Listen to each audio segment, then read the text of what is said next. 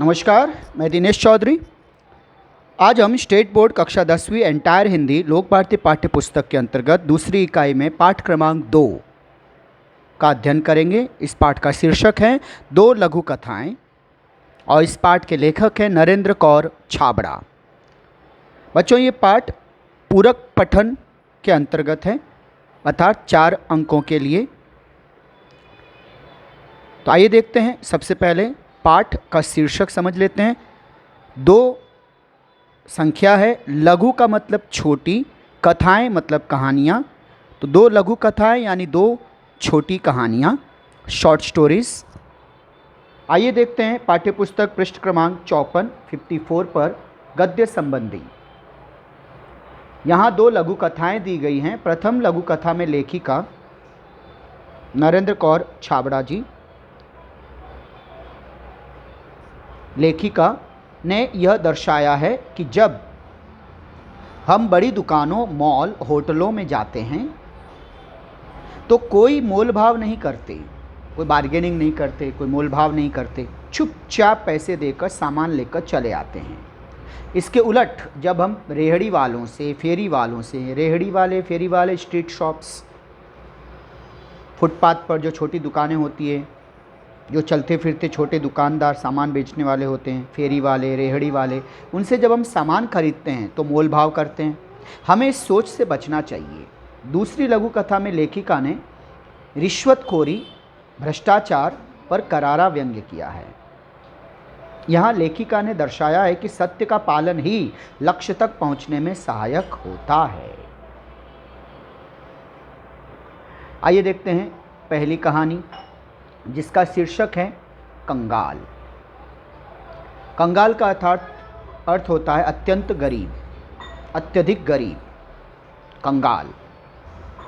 तो देखिए, कंगाली जो होती है, गरीबी जो होती है, वो सिर्फ धन की नहीं होती है, विचारों की भी होती है, समझ की भी होती है। तो देखिए, सही मायनों में गरीब कौन है, गरीबी कितनी है और किसकी है।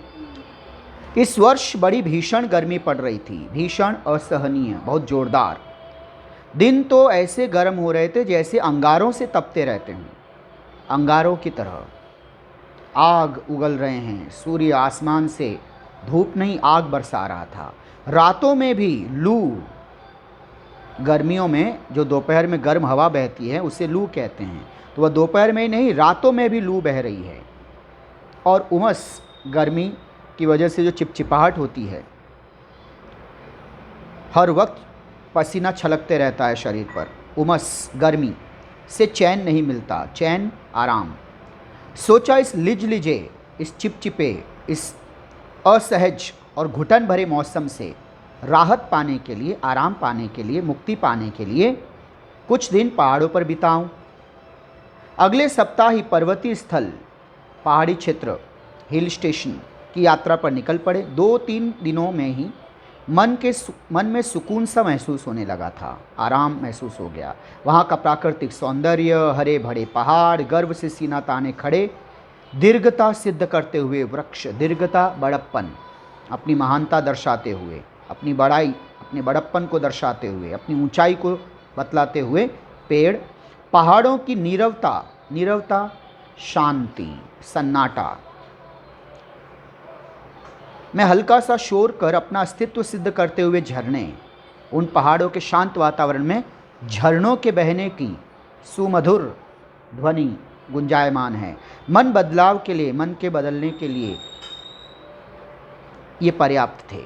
जो शहरों की आपाधापी, भीड़ भड़के में ये जो बेचैनी थी, तनाव था, इससे मुक्ति पाने के लिए ये पर्याप्त साधन थे। उस दिन शाम के वक्त झील किनारे टहल रहे थे। एक भुट्टे वाला आया और बोला, साहब भुट्टा लेंगे? मकई का भुट्टा, गरम गरम भून कर मसाला लगा कर दूंगा। सहज ही पूछ लिया खरीदार ने, कितने का है? तो भुट्टे वाले बेचारे गरीब ने कहा, 5 रुपये का है हुजूर।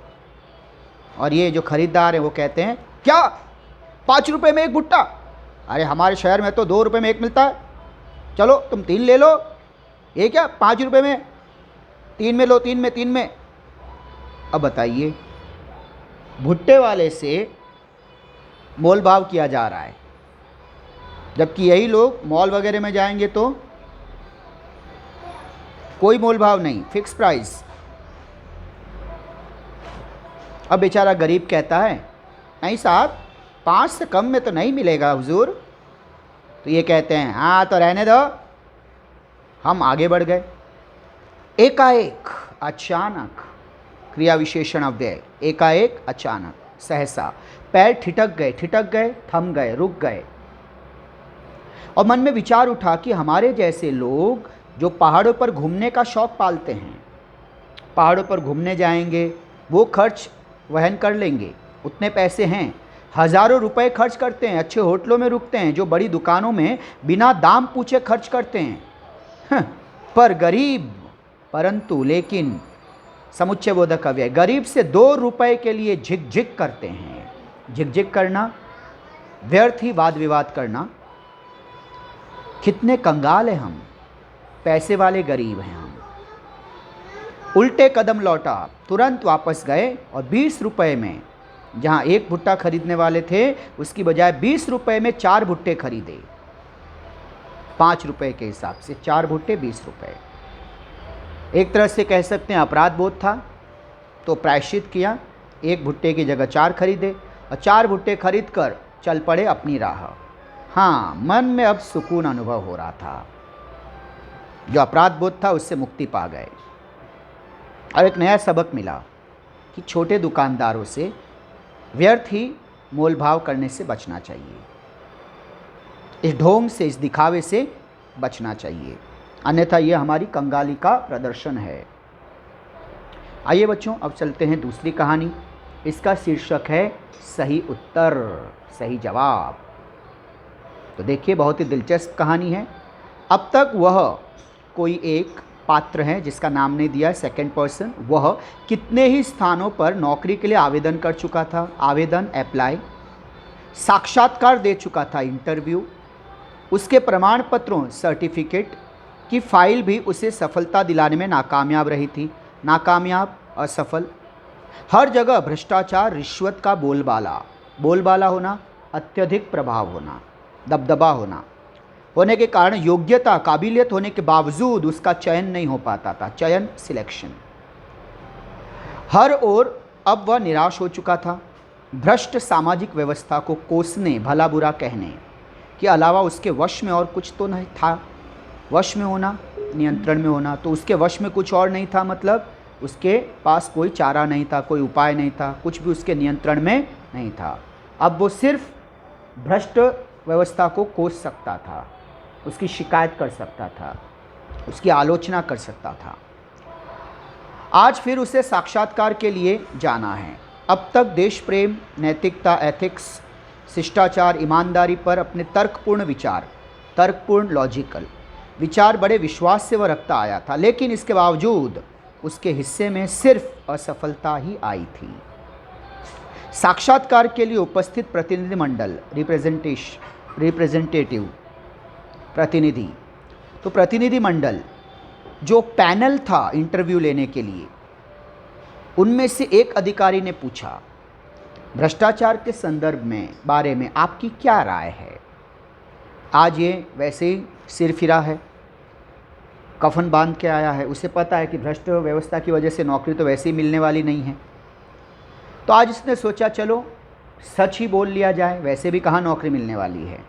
तो जो प्रश्न पूछा गया, हाँ कहीं और सिचुएशन होती तो यह डिप्लोमेटिकली इसका थोड़ा सा अलग तरह से उत्तर देता, घुमा फिरा कर उत्तर देता, सच बोलने से थोड़ा परहेज़ करता। लेकिन यहाँ पर आज उसे एक मौका मिला है कि चलो भड़ास निकाली जाए, सच बोलना ही है तो क्यों ना पूरा सच बोला जाए, अर्ध सत्य क्यों बोलें। तो भ्रष्टाचार के बारे में आपकी क्या राय है? बच्चों, ये जो पंक्तियाँ हैं, ये जो वाक्य हैं, ये वाक्य आप भ्रष्टाचार निबंध में भी इस्तेमाल कर सकते हैं। ख़ास तौर से जो मैं अंडरलाइन करता जाऊंगा उन वाक्यों को, बहुत अच्छे वाक्य आए हैं। कंपैरिजन किया है भ्रष्टाचार का। करप्शन, भ्रष्टाचार एक ऐसा कीड़ा है जो देश को घुन की तरह, घुन दीमक की तरह, कीड़े की तरह खा रहा है, जो भीतर ही भीतर खोखला करता है दीवार को और फर्नीचर को, लकड़ी को, उसे घुन कहते हैं। तो भ्रष्टाचार एक ऐसा कीड़ा है जो देश को बर्बाद कर रहा है, खोखला कर रहा है, भीतर ही भीतर नष्ट कर रहा है। इसने, भ्रष्टाचार ने सारी सामाजिक व्यवस्था को चिंताजनक स्थिति में पहुंचा दिया है। सच कहा जाए तो यह भ्रष्टाचार देश के लिए कलंक है, बदनुमा दाग है। अब ऐसी बातें कहकर उसने कुछ और कड़वे सच भरे प्रश्न पूछने के लिए अधिकारियों को प्रेरित कर दिया। अधिकारियों के चेहरे पर हल्की सी मुस्कान और उत्सुकता छा गई, एक्साइटमेंट। उसके तर्क में उन्हें रुचि महसूस हुई कि ये जो दलील दे रहा है, जो तर्क बता रहा है, जो लॉजिकली कारण बता रहा है, इसमें वाकई में कोई बात है, इस बात में भी कोई बात है। दूसरे अधिकारी ने प्रश्न किया, अच्छा तो फिर आप रिश्वत को क्या समझते हैं, आप रिश्वत को क्या मानते हैं? आप ये भी निबंध में शामिल कीजिएगा। रिश्वत भ्रष्टाचार की बहन है। जैसे विशेष अवसर पर हम अपने प्रियजन, अपने करीबियों, परिचितों, मित्रों को उपहार देते हैं, इसका स्वरूप भी कुछ कुछ वैसा ही है। लेकिन उपहार देकर हम केवल खुशियों या कर्तव्यों का आदान प्रदान करते हैं। आदान प्रदान करना, लेन देन, इससे अधिक कुछ नहीं। जबकि रिश्वत देने से रुके हुए कार्य, दबी हुई फाइलें, टल रही, पोस्टपोन हो रही, पदोन्नति, संधि विच्छेद, पद प्लस उन्नति, उन्नति में ती पहला, स्वर संधि, पदोन्नति, प्रमोशन, पद की उन्नति, रोकी गई नौकरी आदि में इसके कारण, किसके कारण? रिश्वत के कारण सफलता हासिल की जा सकती है। तब भी यह समाज के माथे पर कलंक है। इसका समर्थन, इसका सपोर्ट, इसका साथ कतई बिल्कुल भी नहीं किया जा सकता। ऐसी मेरी धारणा है, यह मेरा मानना है। अब यह कहकर वह नौजवान तेजी से बाहर निकल गया, क्योंकि वह जानता था कि उसने डिप्लोमेटिकली उत्तर नहीं दिया, उसने कटु सत्य कह दिया है। और हर जगह भ्रष्टाचार व्याप्त है तो स्वाभाविक है ये पैनल भी भ्रष्टाचारियों का ही मंडल होगा, और इनको भी अपने ये कड़वे सच सुनकर बहुत बुरा लगा होगा, क्योंकि सच कड़वा होता है। और अब ये तो उसे नौकरी देने वाले हैं नहीं, तो और जलील क्यों होना? जब परिणाम जानता ही है तो रुक के क्या फ़ायदा? तो जानता था कि यहाँ भी चयन नहीं होगा, इसलिए वह चलता बना।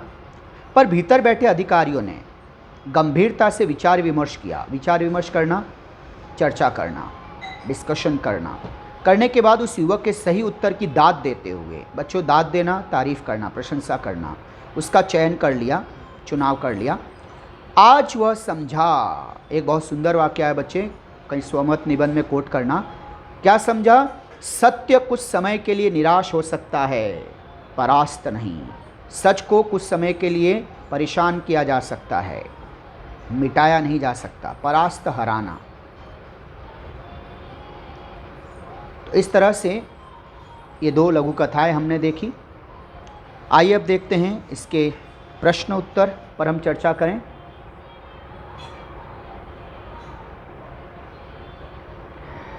प्रस्तुत पाठ में दो लघु कथाएं दी गई हैं। प्रथम लघु कथा में हमारी मानसिक प्रवृत्ति, हमारी सोच, विचारधारा के बारे में बताया गया। लेखक ने इनके माध्यम से यह दर्शाया कि जब लोग बड़ी बड़ी दुकानों, मॉल, बड़े होटलों में जाते हैं तो वहाँ वे सामानों के निश्चित मूल्यों के बारे में कोई मोलभाव नहीं करते।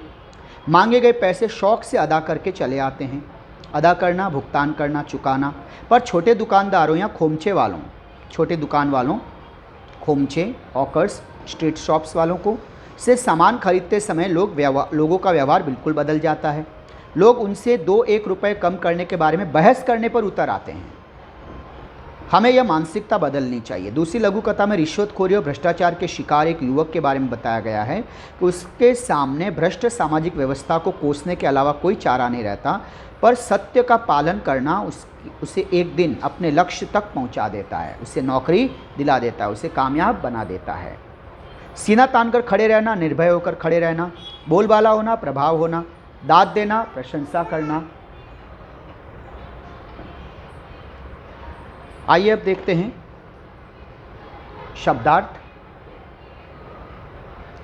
भीषण, भयानक, डरावना, तपना, धूप, आंच से गर्म होना, लू, तपी हुई वायु का या उसका झोंका, उमस, हवा न चलने से मालूम होने वाली गर्मी, चैन, कष्ट दूर होने पर मिलने वाला सुख, लिजलिजा, बेढंगा, अशोभनीय, घुटन भरा सांस लेने में होने वाली कठिनाई स्थिति, राहत, आराम, सुख, सुकून, शांति से जी ठंडा होना, नीरवता, शब्द रहित जिसमें ध्वनि न हो, सुनसान, सन्नाटा, ठिठकना, चलते चलते सहसा रुक जाना, अचानक रुक जाना, कंगाल, निर्धन, गरीब। आइए अब देखते हैं शब्दार्थ के बाद हम इसके प्रश्न उत्तर।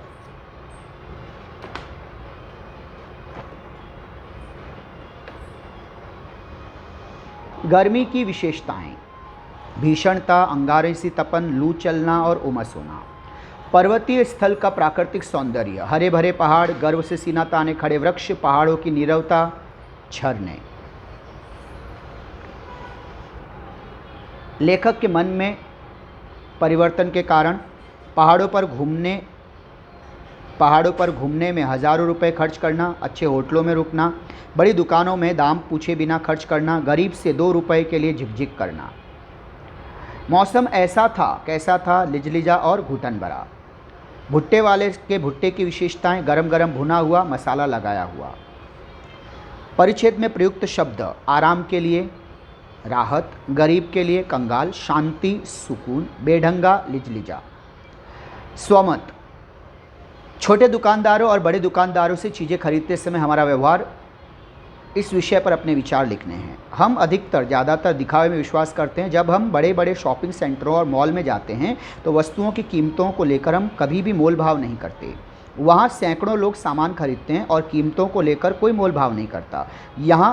वहाँ भाव ज़्यादा होते हुए भी उसके बारे में पूछने की हिम्मत नहीं होती, क्योंकि वहाँ इज्जत का सवाल होता है। कभी कभी तो वहाँ ठग कर भी या खुद को ठगा कर भी लोग चले आते हैं, पर शर्म के मारे कुछ नहीं बोलते।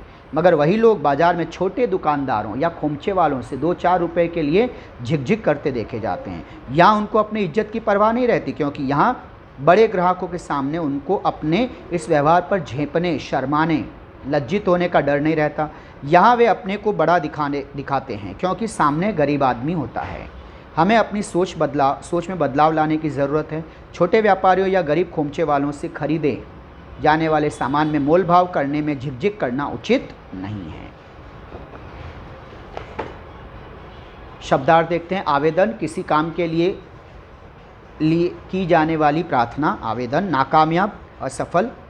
चयन: चुनने का काम। कोसना: निंदा करना, बुरा भला कहना। धुन: घुन, अनाज या लकड़ी आदि में लगने वाला एक छोटा कीड़ा जो उसे खोखला करता है, सड़ा देता है। कलंक: धब्बा, दाग, लांछन। तर्क: दलील। उपहार: भेंट, सौगात। आदान प्रदान: लेना देना। समर्थन: पुष्टि करना, सपोर्ट करना। कतई: बिल्कुल। आइए देखते हैं प्रश्न उत्तर इसके। लेखक इन विषयों पर अपने विचार रखते थे: देश प्रेम, नैतिकता, शिष्टाचार, ईमानदारी। अब तक उसका चयन न हो पाने का कारण भ्रष्टाचार होना, रिश्वत का प्रचलन होना।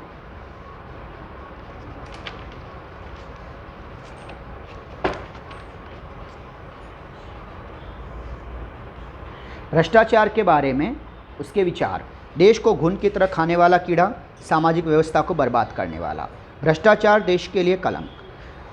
अगला प्रश्न: लोग रिश्वत देकर ये लाभ उठाते हैं: रुके हुए कार्य करवाते हैं, दबी हुई फाइलें निकलवाते हैं, टलती हुई पदोन्नति करवाते हैं और रोकी गई नौकरी प्राप्त करते हैं। कारण लिखिए। युवक को पहले नौकरी न मिल सकी। क्यों? क्योंकि वह हर जगह भ्रष्टाचार, रिश्वत का बोलबाला था। आखिरकार अधिकारियों द्वारा युवक का चयन कर लिया गया। क्यों? क्योंकि भीतर बैठे अधिकारियों ने गंभीरता से विचार विमर्श करने के बाद युवक के सही उत्तर की दाद दी थी, तारीफ की थी, प्रशंसा की थी, सराहना की थी। एक शब्द में उत्तर। उसके प्रमाण पत्र उसे सफलता दिलाने में ये रहे। क्या? नाकामयाब। वह भ्रष्ट सामाजिक व्यवस्था को यह करता था। क्या? कोसता था। उसके तर्क में अधिकारियों को यह महसूस होने लगी। क्या? रुचि। उसके अनुसार रिश्वत का भ्रष्टाचार से यह रिश्ता है। कैसा? रिश्वत भ्रष्टाचार की बहन है। एक महत्वपूर्ण, वेरी इंपॉर्टेंट स्वमत: भ्रष्टाचार एक कलंक। इस विषय पर अपने विचार लिखिए। भ्रष्टाचार का अर्थ है दूषित आचार या आचरण या बर्ताव, व्यवहार। आचार जो आचार को, व्यवहार को, चरित्र को बिगाड़ गया हो। आज हमारे जीवन में हर क्षेत्र में भ्रष्टाचार व्याप्त है, फैला हुआ है, पाया जाता है। आए दिन, लगभग हर दिन नेताओं के भ्रष्टाचार के समाचार आते रहते हैं। भ्रष्टाचार के आरोप में कितने ही नेता जेल काट रहे हैं। ये जनता के पैसे हड़प कर गए, पर इन्हें शर्म तक नहीं आती। आज हमारे देश में तेज़ी से भोगवादी संस्कृति यानी कंज्यूमरिज्म, मतलब सुख सुविधाओं को भोगना, ऐसी संस्कृति फैल रही है। लोगों में रातों रात इंस्टेंट, तुरंत, जल्दी ही धनवान बनने की लालसा, लालच भरी इच्छा जोर पकड़ रही है। मतलब ये बात, ये आदत फैलती जा रही है। चारों ओर धन बटोरने के लिए धोखाधड़ी, छल कपट किए जा रहे हैं। छल कपट करना, धोखेबाजी करना, अपनी भौतिक समृद्धि बढ़ाने के लिए, प्रॉस्पेरिटी, समृद्धि बढ़ाने के लिए लोगों ने भ्रष्टाचार को शिष्टाचार बना लिया है। बहुत सुंदर वाक्य है। भ्रष्टाचार को लोगों ने इसे सामाजिक स्वीकृति दे दी है, शिष्टाचार, मैनरिज्म बना लिया है। छोटे से छोटे काम के लिए लोगों को रिश्वत का सहारा लेना पड़ता है। शिक्षा का पवित्र क्षेत्र भी इससे अछूता नहीं है, अलग नहीं है। लोगों में देशभक्ति और कर्तव्यनिष्ठा की भावना घटती जा रही है। कर्तव्यनिष्ठा, अपनी जिम्मेदारी के प्रति ईमानदारी। भ्रष्टाचार राष्ट्रीय जीवन के लिए एक अभिशाप बन गया है। हमें आत्मनिरीक्षण, खुद को पहचानना है, करने की आवश्यकता है। भ्रष्टाचार एक ऐसा कलंक है, इस कलंक को मिटाना जरूरी है। हम सबको इसके लिए निष्ठापूर्वक कार्य करने की आवश्यकता है। पाठ्यपुस्तक में दिए गए प्रश्न व्याकरण के, अर्थ के आधार पर वाक्यों के भेद। क्या पैसा कमाने के लिए गलत रास्ता चुनना उचित है? तो क्या शब्द आया? प्रश्न सूचक। तो अर्थ के आधार पर प्रश्नार्थक या प्रश्नवाचक वाक्य। इस वर्ष भीषण गर्मी पड़ रही थी, नॉर्मल स्टेटमेंट है। विधानवाचक वाक्य या विधानार्थक वाक्य। आप उन गहनों की चिंता न करें, न, निषेधार्थक या निषेधवाचक वाक्य। सुनील, जरा ड्राइवर को बुलाओ, ओ, आज्ञा है, आदेश है। आज्ञार्थक या आज्ञावाचक वाक्य। अपने समय के लेखकों में आप किन्हें पसंद करते हैं? किन्हें? क्वेश्चन, प्रश्नार्थक या प्रश्नवाचक वाक्य। सैकड़ों मनुष्यों ने भोजन किया, नॉर्मल सा वाक्य, साधारण, विधानवाचक वाक्य। हाय कितनी निर्दयी हूँ मैं, विस्मयादिबोधक या विस्मयार्थक वाक्य। काकी उठो, भोजन कर लो, आज्ञार्थक या आज्ञावाचक वाक्य। वाह कैसी सुगंध है, विस्मयादिबोधक या विस्मयार्थक वाक्य।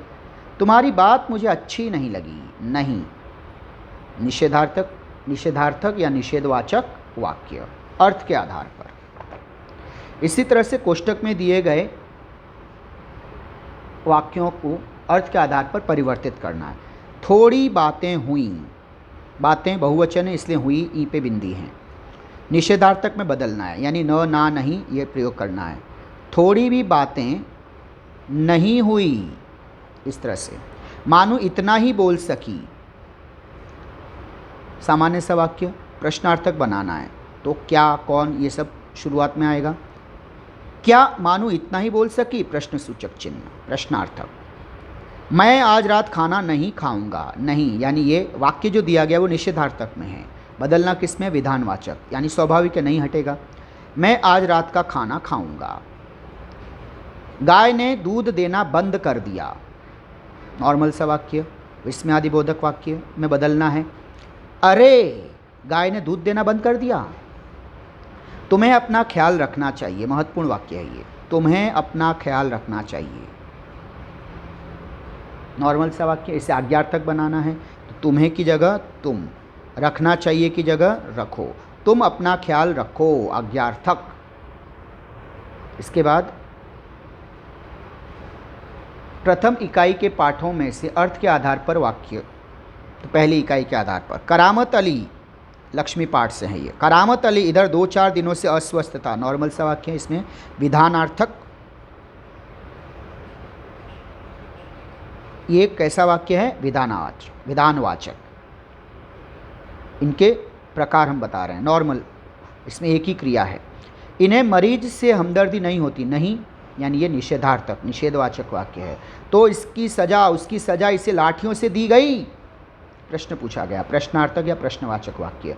जाओ ओ लक्ष्मी का राशन ले आओ, ओ आज्ञा, आदेश, आज्ञार्थक या आज्ञावाचक वाक्य।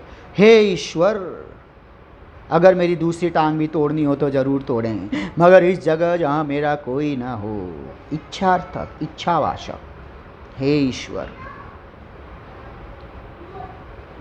रचना के आधार पर, अब याद रखना बेटा, रचना शब्द सुनते ही दिमाग में आना चाहिए सरल, संयुक्त, मिश्र। रचना के आधार पर वाक्य भेद पहचानिए। अधिकारियों के चेहरे पर हल्की सी मुस्कान और उत्सुकता छा गई। तो मुस्कान छा गई, उत्सुकता छा गई। और शब्द आया है, दो अलग अलग वाक्य यहाँ पर होने चाहिए, लेकिन क्या दो वाक्य हैं? और को हटा दीजिए, दो स्वतंत्र वाक्य हैं। अधिकारियों के चेहरे पर हल्की सी मुस्कान छा गई, अधिकारियों के चेहरे पर हल्की सी उत्सुकता छा गई। दो अलग अलग वाक्य, स्वतंत्र वाक्य और की वजह से, इसलिए यह होगा संयुक्त वाक्य। हर ओर, हर तरफ से अब वह निराश हो गया था। कोई भी समुच्चयबोधक अव्यय नहीं है, कंजंक्शन नहीं है, सरल वाक्य। उसे देख बड़ा जी करता, क्या की, कंजंक्शन, मौका मिलते ही उसे चलाऊं। प्रधान वाक्य, आश्रित वाक्य और समुच्चयबोधक अव्यय, मिश्र वाक्य। वह बूढ़ी काकी पर झपटी, एक वाक्य। उन्हें दोनों हाथों से झटक कर बोली, दूसरा वाक्य। और कंजंक्शन, दो स्वतंत्र वाक्य एक साथ आए, संयुक्त वाक्य। मोटे तौर पर दो वर्ग किए जा सकते हैं, कोई कंजंक्शन नहीं है, सरल वाक्य। अगला प्रश्न, अभी समाज में यह चल रहा है क्योंकि लोग अपनी आजीविका, अपनी कमाई शरीर श्रम से चलाते हैं। क्योंकि कंजंक्शन है, दो अलग अलग वाक्य एक साथ आए, संयुक्त वाक्य। रचना के आधार पर विभिन्न प्रकार के 3 वाक्य पाठों में से ढूंढकर लिखना है। सरल वाक्य, आज उसे साक्षात्कार के लिए जाना है, अब तक उसके हिस्से में सिर्फ असफलता ही आई थी, रिश्वत भ्रष्टाचार की बहन है। संयुक्त वाक्य मतलब 2 या 2 से अधिक स्वतंत्र वाक्य। अधिकारियों के चेहरे पर हल्की सी मुस्कान आई और उत्सुकता छा गई, दो अलग अलग वाक्य एक साथ आए हैं, संयुक्त वाक्य। व्यक्ति समाज को कम से कम देने की इच्छा रखता है, लेकिन समाज से अधिक लेने की भी इच्छा रखता है। तो दो अलग अलग वाक्य आए, कंजंक्शन, संयुक्त वाक्य। विषमता, असमानता दूर करने में कानून भी कुछ मदद देता है, परंतु लेकिन कानून से मानवोचित गुणों का विकास नहीं हो सकता। दो अलग अलग वाक्य, परंतु कंजंक्शन। मिश्र वाक्य, भ्रष्टाचार एक ऐसा कीड़ा है जो मिश्र वाक्य देश को घुन की तरह खा रहा है। वह जानता था, क्या जानता था, वी डोंट नो, डिपेंडिंग, की कंजंक्शन, यहाँ भी उसका चयन नहीं होगा, मेन सेंटेंस, अर्थात मिश्र वाक्य। संपत्ति तो वे ही चीज़ें हो सकती हैं जो, मिश्र वाक्य, किसी न किसी रूप में मनुष्य के उपयोग में आती हैं।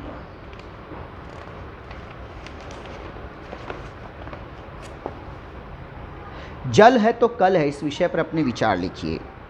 हवा के पश्चात प्राणियों को जीवित रहने के लिए पश्चातवाद में जिस चीज़ की आवश्यकता होती है वह है जल। जल के बिना प्राणी अधिक दिनों तक जीवित नहीं रह सकता, इसलिए कहा गया है कि जल ही जीवन है। जल हमें कुओं, तालाबों, नदियों से मिलता है। वर्षा का जल तालाबों, झीलों आदि में जमा होता है। कुछ पानी भूगर्भ, जमीन की गहराइयों में, अत्यधिक गहराइयों में भूगर्भ में चला जाता है। शेष पानी, बचा हुआ पानी, नदियों में होता हुआ समुद्र में चला जाता है। भूगर्भ का पानी कुओं के माध्यम से पीने के काम में लाया जाता है। नदियों और झीलों का पानी शुद्ध किया जाता है, इसके बाद वह पीने लायक होता है। गाँवों में अधिकतर कुओं के पानी से ही काम चलाया जाता है। बड़े बड़े शहरों में नदियों और झीलों के पानी को शुद्ध करके पीने के काम में लाया जाता है। हर व्यक्ति को पानी की आवश्यकता होती है, बिना पानी के किसी का भी काम नहीं चल सकता। निरंतर बढ़ती हुई जनसंख्या के कारण आज पानी की समस्या विकट हो गई है। विकट, मुश्किल, कठिन, परेशानी, विकट, बहुत बड़ी, गंभीर। इसका कारण यह है कि पानी का अंधाधुंध उपयोग, बहुत ही दुरुपयोग होना, बहुत तेज़ी से बर्बादी करना। गाँवों में सिंचाई, इरिगेशन, पेड़ पौधों को, फसलों को पानी देना, सिंचन करना, सिंचाई के लिए अंधाधुंध तरीके से भूजल, ज़मीन के पानी का, ज़मीन की गहराई से जो पानी आता है कुएं से, उन सब का दोहन किया जा रहा है, दुरुपयोग किया जा रहा है, बहुत अधिक उपयोग किया जा रहा है। इस कारण पानी का स्तर, वाटर लेवल निरंतर लगातार नीचे ही नीचे जा रहा है। कहीं कहीं तो कुओं में पानी ही नहीं रहा। पीने का पानी कम होने का कारण वर्षा का निरंतर कम होते जाना है। पेड़ों और जंगलों की अंधाधुंध कटाई इसका प्रमुख कारण है। लगातार कटाई करते रहना, आए दिन, लगातार किसी दिन, लगातार आए दिन, लगभग हर दिन पानी के लिए झगड़े होते रहते हैं। देश के अंदर एक राज्य से दूसरे राज्य के लिए पानी के लिए झगड़ता है, नदियों के बंटवारे के लिए झगड़ा होता है और अदालतें सैकड़ों वर्षों तक उसका निपटारा नहीं कर पाती हैं। एक देश दूसरे देश के लिए से जल के लिए लड़ता है, राज्य भी और देश भी। पानी की समस्या सारी दुनिया में है। कुछ लोग तो यहाँ तक कहते हैं कि भविष्य में पानी के लिए महायुद्ध होगा, संभवतः तीसरा विश्व युद्ध पानी के लिए हो। पानी का अशुद्ध होना भी पानी की कमी का एक कारण है। अशुद्ध पानी के लिए से तरह तरह की जानलेवा बीमारियाँ होती हैं। महायुद्ध, विश्व युद्ध पीने के पानी के लिए होगा, याद रखिएगा। जानलेवा बीमारियाँ होती हैं। शहरों के किनारे बहने वाली नदियों में शहरों की सारी गंदगी उसमें प्रवाहित कर दी जाती हैं, गंदगी डाली जा रही है। कल कारखाने, इंडस्ट्रीज़, फैक्ट्री, कल यानी यंत्र, मशीन, कारखाने का विषैला पानी, जहरीला पानी नदियों में प्रवाहित होता है, बहाया जाता है। वही पानी पीने के लिए दिया जाता है। इससे लोगों को तरह तरह की बीमारियां होती हैं। सरकार की ओर से हर व्यक्ति तक पर्याप्त शुद्ध पेयजल, पीने का पानी पहुंचाने का अथक प्रयास किया जा रहा है, अथक, बिना थके, लगातार। फिर भी अब इस दिशा में और प्रयास करने की ज़रूरत है। हर व्यक्ति इस उम्मीद में है कि उसे पर्याप्त शुद्ध जल उपलब्ध हो, मुहैया हो, अवेलेबल हो। आखिर जल है तभी तक तो कल है। इस तरह से बच्चों हमने 2 लघु कथाएं इस पाठ की चर्चा की, इसका अध्ययन किया, इसके प्रश्न उत्तर पर चर्चा की। पढ़ते रहिए, खुश रहिए। मिलते हैं अगले भाग में, अगले पाठ में। धन्यवाद।